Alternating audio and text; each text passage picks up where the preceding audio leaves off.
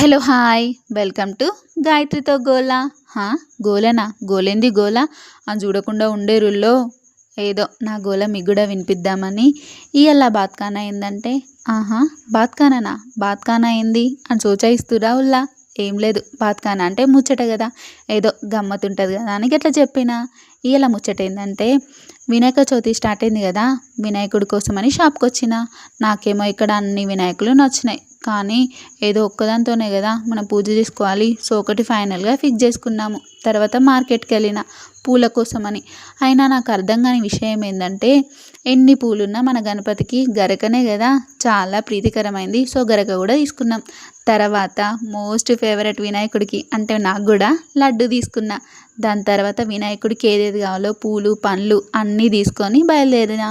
ఇప్పుడు చూడండి డెకరేషన్ ఎంత అందంగా ఉందో, నాకైతే మస్తు నచ్చిందిలా. మీకు కూడా నచ్చిందని అనుకుంటున్నా.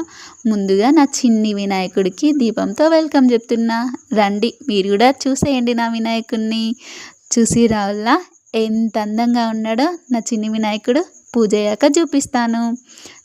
ఇప్పుడే పూజ కంప్లీట్ అయింది. చూడండి నా వినాయకుడు ఎంత అందంగా ఉన్నాడో.